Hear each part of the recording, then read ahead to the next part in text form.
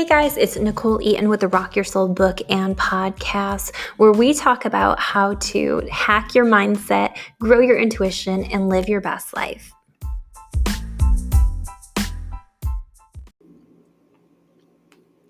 Hey guys, it's Nichole Eaton with the Rock Your Soul book and podcast. Welcome back to another episode. I am been thinking a lot about 2020 because everybody is, but 2020 has really put us in this really interesting spot where especially people who are a little bit more on the controlling side. And I don't mean people who are aggressive, overpowering, that kind of thing necessarily. What I mean is people who try to control their own lives. So this might look like trying to control what other people do in your environment or say in your environment, trying to plan 20 steps ahead so that you always know what's next and what's coming. People who get all worked up when things don't work out. And what this really, what control really is it's a way for us to try to manufacture safety. So when we're manufacturing safety, we're trying to make sure that at all times our heart and our head and our emotions are safe. Some people do this in their careers, some people do this in their day-to-day, and some people do it in their love life of just trying to control the situation so that they're always a step ahead so they don't get hurt, they don't feel scared. And it's pretty much an attempt to not feel uncomfortable. And what 2020 has done this year is pretty much just uprooted all of our potential to control and said, well, here is a pandemic, and here's all the things you thought were open, they're now closed, and here's all the ways you were working at work, now you're going to do it from home, and it basically flipped everything that we've gotten comfortable with and all the things that we can control, and it's required a lot of surrender. And I think for people who are used to using their anxiety to control situations are feeling either pushed into this surrender or are still in this really uptight, anxious space. And I like to think that, I know even for me, I'm a pretty type B person. I'm very go with the flow, whatever shows up. Not really in a hurry pretty much ever. But even for me, especially in the first couple of weeks of this closure in the pandemic, we went into this space where I was super just anxious all the time. Part of that was picking up energy from the collective, but the other part of that was just feeling like everything was very out of my control. And again, I'm not a control person. I am a very type B person, but when everything starts to get stripped from you, our natural inclination is to grasp onto it. So if you've been feeling like I'm not even really a controlling person, but I've been feeling anxious for no damn reason, or I've been feeling really scattered or out of sorts for no reason, this podcast is for you, because we're going to talk about how do we start to find the state of flow intentionally, because I think sometimes we do just readjust, and that's fine. And I hope you've come to that point. But if you haven't come to that point, then we're going to talk about really setting some intentions to trust the universe, really setting some intentions to back off and find the flow, to stop feeling the need to micromanage and control every part of your life. But control really comes from being attached to a specific outcome. So anytime we can detach from that specific outcome, and what that means again is that we just feel like this one thing would alleviate our anxiety. That's all that is. We've designated this one tiny thing, this one opportunity, this one person, this one situation, this one house, this one career, this one college. We've decided that if this succeeds, then that will alleviate our anxiety. So if you can always think of control as in when you're feeling anxious and you're feeling fearful, I have attached my release of anxiety to this thing. Then you're not as much of a victim to it. Then you're not as tied to that specific outcome, because we know that in this moment, you can always come back to yourself and release and soothe your own anxiety. And sometimes even once we get the thing we thought we wanted, it doesn't even feel better. So our job is not to allow external situations to dictate our emotional state. Our job is to balance out our emotions on our own and then approach the world. And if you're doing that, and I think especially with all of the crazy wild stuff 2020 has thrown at us, if you can find a way to manage your own emotions, and again, all of those self-care suggestions I have made throughout this podcast, those are great ways to manage energy. I haven't talked a ton about energy on here, but I feel like I need to just really quickly. Energy is more powerful sometimes, I think, than thoughts. And I always say balance your energy prior to balancing your thoughts, because sometimes energy can trap your thoughts. And what I mean by that is if you found that you can't get your head off one thing, that's probably an energy cycle. You're probably stuck in a little bit of an energy rotation. So again, move the energy by going for a walk, going for a run, um, doing a workout, putting yourself in an Epsom salt bath.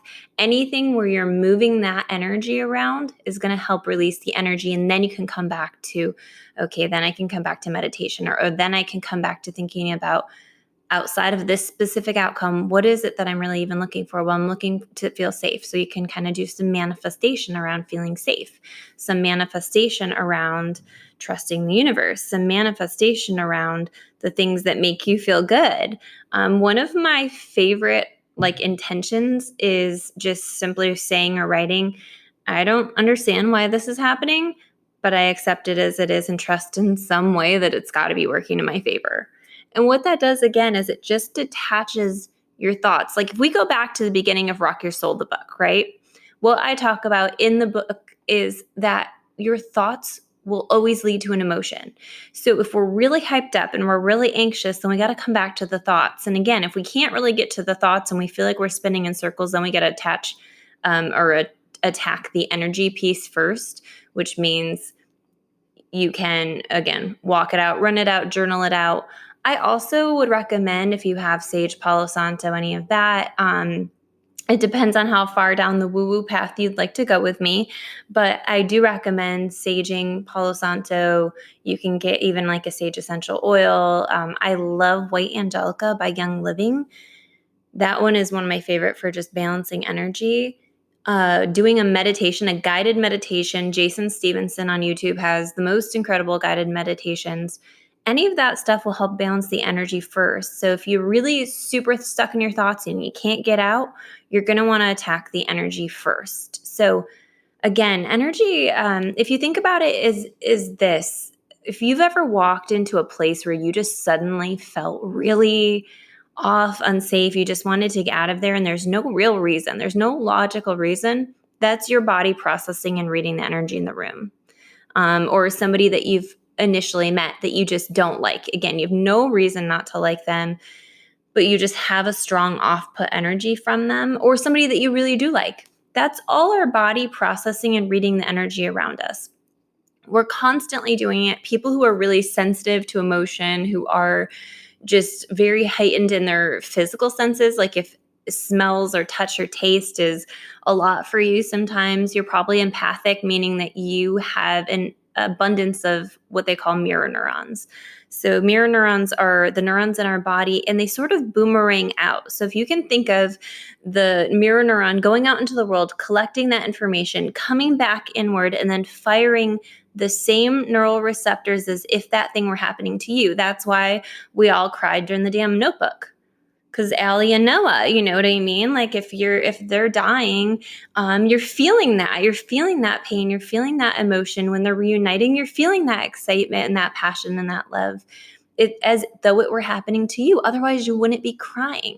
So what all the energy is, we're constantly feeling it. Some people call it vibes. Some people, there's different words for it, but we're all talking about the same thing. It's not this magical piece, but I think, in my opinion, as a mental health counselor, as an intuitive, as somebody who understands both the world of mental health and energy comes first, and you can feel really trapped in energy. I honestly think energy is responsible for suicidal thoughts, and that trapping of energy that I'm talking about. It's when I'm saying trapping of energy, I'm just saying it's energy that needs to move. If it doesn't move, it starts to grow in its strength. And so when you're in a really tough anxiety attack or panic disorder, or you've got really bad thoughts that you can't move around, go somewhere different, move your energy around, go sit by water, do some things to clear the energy out first, get really grounded somewhere, put your feet on the earth. I always say breathe up through your feet like they're straws, pulling that energy up and just see if you can ground some of that energy. But I just swear that energy comes before our thoughts, and then our thoughts lead to our emotions. But sometimes the energy just creates this whirlwind that we feel like we can't get out of. So if you feel trapped in a thought, try to balance your energy first. Learn more about energy. I can do an entire episode on that too. I also talk a lot about that on my Facebook group. It's facebook.com/groups/rock your soul clarity. That's how you can find that. So I think part of stepping out of control again is acceptance and then creating. So, okay, well, I can't control this situation, but I do know that I do want these things. So I like to write a letter to the universe every day. This is kind of part of my morning routine. It doesn't have to be long. It doesn't have to be crazy. But especially if there's something I'm super fixated on or super worried about, or that's come up in my life that feels very inconvenient, then what I do is I go through and I just rewrite, okay, this is not what I want. I can recognize that. I'm accepting that that didn't occur for me. That didn't happen for me. That didn't work out for me. Okay, what do I want? Okay, I'm still wanting, to have my dream job, and I still want to, work as an independent contractor, and I still want blah, blah, blah. Whatever it is that you're feeling like you can still identify you want, you don't have to, again, attach it to a specific outcome of I want that job. What are the things about that job that you want? What are the things about that relationship that you liked? What were the things that you didn't like? Like, let's get clear. I always think opportunity of, things not working out is a really good chance to get clear about, is that really even what you wanted? Were you in total alignment? Were you going along with what other people wanted you to do? I think it's a good time to just soul check, like, was I in alignment with myself, or was I trying to impress people? Was I in alignment with myself, or was I trying to get love from people by succeeding at something? Was I in alignment with myself, or was I feeling desperate and trying to cling on to something that wasn't working?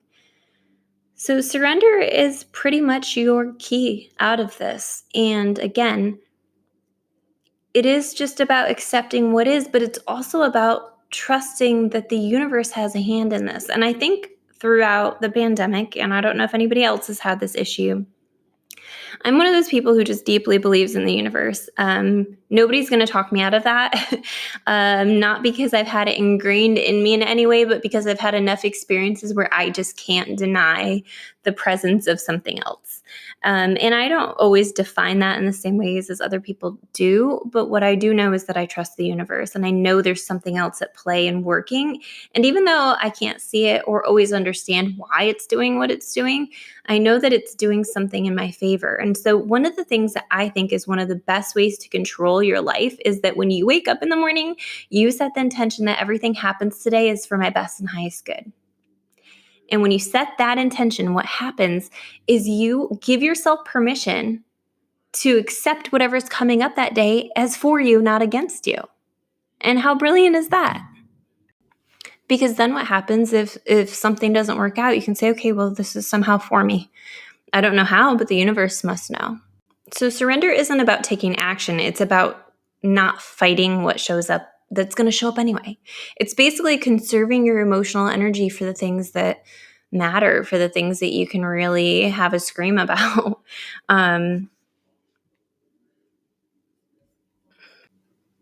So what if we begin to believe that the universe is always on your side? And again, sometimes that's hard to believe, and I understand that. But what if we just try it? What if we just see how it feels? Because at the end of the day, the most important thing about your day-to-day experience is how you feel. If you feel like crap more often than not, that's also not working for you. If you're fighting so hard that you're exhausted and burnt out from being anxious all the time, that's also not working for you. So you have a choice. Do I want to extend my energy on this? Do I want to exhaust myself in worrying about the what ifs of things I can't control? Or do I want to take each moment with what feels right and follow it? I got a good a good 25. I woke up to a bunch of messages this morning from a good friend of mine. She is in the process of purchasing a house and was going through all the what ifs of what if this doesn't work out, and what if, I don't find things or places that I like in this area. And I kind of just said to her, okay, so that's possible, but you're also not moving forward. And what you've been telling me all year is that you've wanted to move forward.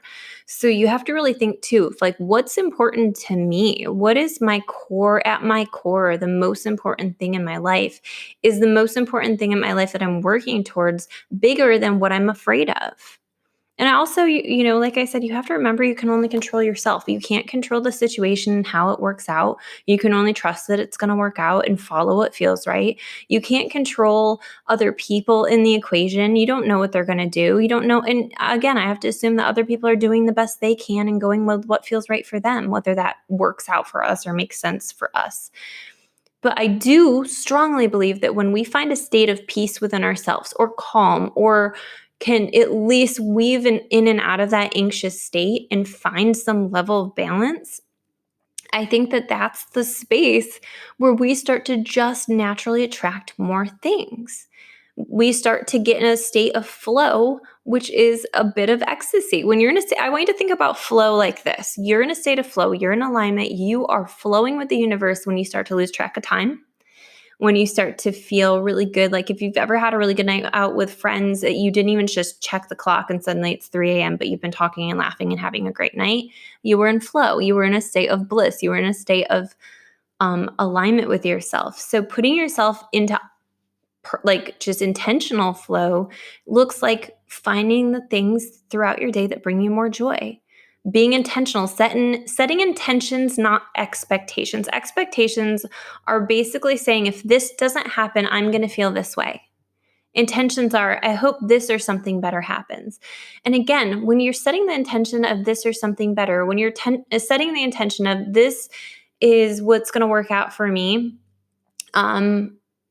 everything that happens is in my best and highest good. Everything that happens today, again, what you're just doing is you're defusing your negative response. You're defusing your fight and resistance to what is already occurring anyway. So again, it's more of like managing your response rather than allowing yourself to get all worked up and trusting that this or something better is coming.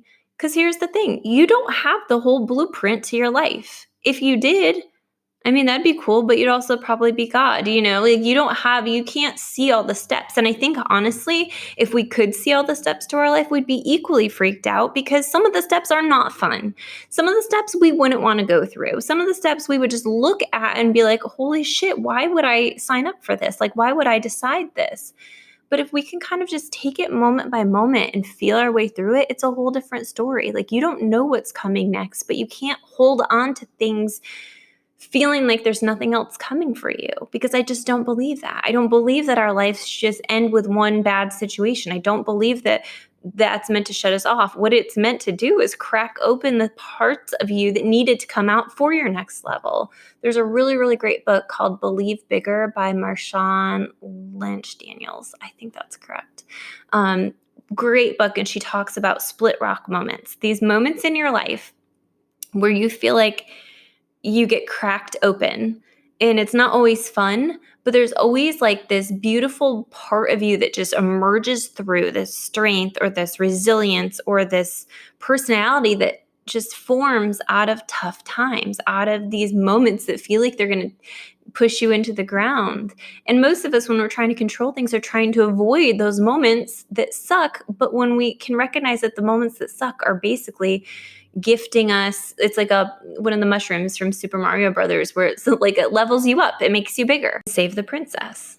So if this is you and you're saving your damn self, then part of what you can do to start living each life more intentionally, to stop controlling, to let it be whatever it is, knowing that it's for you, knowing that it's something that's in your best and highest good, then that's a game changer. Then you're putting yourself in such a different angle and such a different position to not be in a state of doom at all times. Because, honestly, as somebody who is a spiritual advisor, as somebody who is a mental health counselor, I can look at 2020 and be like, well, we're all fucked. Like, this is not going to go well. We're just really going downhill here. And then I've had my days. Don't get me wrong. I've had my days where I'm just like, well, this is the end of the world as we know it. But if I tap into that deeper part of me, that's not true. I know. And if you caught my podcast on when I was in the Charleston riot, I knew as it was happening that it was happening and I was supposed to be in that experience for a reason. It was not fun. I had some PTSD after that, if I'm being honest. I had definitely some anxiety that I couldn't soothe. I was crying a lot. Like, it was pretty bad for me, but I could see the working in the order of the universe as it was occurring and all of the pieces that led up to it. And if you can kind of have that strong of a faith. And so what I might say, a lot of people are like, well, how do I really start listening to my intuition? Trust that you have one. Trust that the universe is present. And you might have to go through, when I first started exploring like spirituality, one of the things that I did, because I'm a very like hard-headed person, I'm a lot more scientific than it would appear by what I do at this point in my life, because I like fact, I like evidence, I like seeing clearly. So what I did is I just went through as many different religions as I could and learned about them, learned about how they work, learned about where they emerged from. And they all had this common theme, is that at some point there is something bigger than you, and positive intention, prayer, mantras. Throughout all religion, there is some level of basically setting the intention to the universe, putting your intentions out, putting positive intentions out. And there's an element of trust, trusting that the energy will be returned. So if you can kind of find whatever it is that works for you, whatever it is, whether it's a religion, whether it's a spiritual practice, whether it's just a daily, I'm going to look around and see what I see what looks like a chain of order of events, see what looks like a synchronicity, see what looks like it's showing up for me. If I can just allow that to show me what I need to know about it, then I'm like playing, I'm studying, I'm learning more about the universe. And again, for me, like I said in the beginning, nobody will ever tell me different. Nobody will ever tell me that the universe doesn't exist. Why? Because I have had so many magical moments, so many moments that were totally beyond comprehension, that I can't deny the presence of something bigger. I can't label it for you. I can't tell you what to believe in. I can't tell you what exactly it is, because I don't think anybody quite really knows. But call it what you want, explore what you want about it. But I think that's the piece that's going to help your anxiety through this. I think that faith and good intentions and understanding that whether we know the reason or not, I think all the stuff that's happened in 2020 is for change of normalcy, for things that weren't working in your personal life, in the community, in the collective. So know that it has purpose, and know that you're the only piece of the puzzle you can control. And so if you're living in your best and highest good, if you're finding your joy every day, if you're extending kindness to each other, if you're working to understand instead of control or judge or try to get people to do whatever it is you want them to do or want them to be, if you can just say, I accept you as you are, I accept the situation as it is, and I'm going to be the best version of myself. Could you imagine if everybody did that? It would kind of solve a lot of issues, don't you think, if we were all just being our best, kindest selves? If we were all just extending and loving people. I wore a shirt, and I actually was a little nervous about it for a lot of reasons, but I wore this shirt on the 4th of July this year. It said, Make America Love Again. And I just thought, like, what if we all just woke up in a state of love? What if we all just woke up being our best selves, being our kindest selves, showing up for the people that needed us with this love, showing up for people who were having a hard time with just a full heart of love. Like, that would just be a total game changer. So if you're wondering, how do I change the world? You're the only piece of the puzzle that you can really change. And if you're actively doing that, like, I believe that light spreads. And right now the collective is in this state of fear. And so if we're thinking about, how do I spread light over the darkness? You become it. So that was a lot. I took you in a lot of different directions there, but I just feel really called to today. So work on finding your surrender. Understand that control and asking for a specific outcome is setting yourself up for failure. I just think that we have to allow the universe to do its work. It knows what it's doing. if you need a reminder, look up like that. Look at the sky, look at the stars, look at the sunset, go sit by the ocean. All of this beautiful pieces of nature are working just fine. It's the people and their logic and their fear that are getting in the way of everything that's already working. So what if we just back off and let the earth heal itself? What if we just back off and let ourselves heal by not deciding we don't need to control every piece of it? So find yourself some surrender, find yourself some heart, find yourself a state of love. Do the things you need to do to move the energy around so that you can come back to working with your mindset. Because I really think that is the hardest piece, is you can't really work with your mindset if you're frantically anxious in trying to control every part of your life. Find those self-care practices, especially in the morning, if you can create time for it, set 5 minutes aside. That's going to be a game changer, not only for your day, but for your life. I am so grateful for all of you. Make sure to subscribe, like, share, join my Facebook group. I have the links in the description. It's facebook.com/groups/rockyoursoulclarity. You can find me or book a session with me at NicholeEaton.com. Nichole has an H in it, but I will catch up with you guys soon. Love you. Thank you so much for listening to the Rock Your Soul book and podcast. Take a moment to book a one-on-one personalized soul therapy session with me or catch a live event by visiting www.NicholeEaton.com or follow me on Instagram at NicholeEaton.xo. Thank you.